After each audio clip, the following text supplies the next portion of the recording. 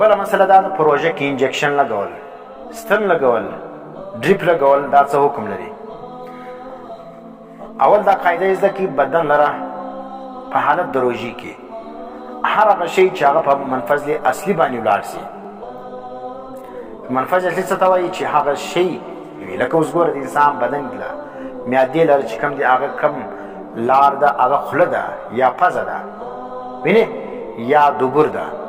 اوس په دا ذریعه باندې که چیرې یو دوا ولاړه سي معدې لره یا دماغ له ولاړه سي، ګوره دا قدرتي لارې دي.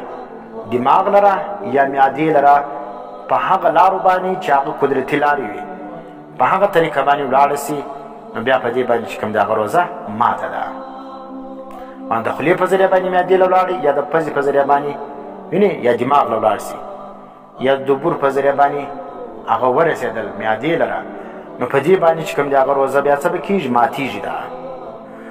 او یو چې کوم د هغه بیا منفذ اصلي نه دی، ده هغه د څه په ذریعه باندې؟ د رګ په ذریعه باندې یا د مساماتو په ذریعه باندې. اوس انسان بدن چې کوم په دې کښې کې سروي دي، نو په دې ذریعه باندې ګوره چې یو شی ولاړ سي معدې لره یا دماغ لره، نو په دې باندې صحیح کول دا دی چې روژه نه ماتېږي.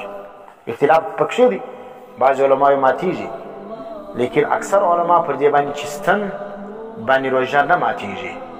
او یو سلو ډریپ که چیرې د بدن د طاقت دپاره وي، نو بیا چې کوم دی هغه مکروه دی. ډریپ په داسې طور باندې استعمالول چې په هغه باندې انسان هغه تند و لوږه په ورکه سي، نو د دې دپاره ډریپ استعمالوي، معنی بغیر ضرورت استعمالوي، صرف د دې دپاره چې روژه راباندې اسانه سي، بیا خو مکروه دی ده.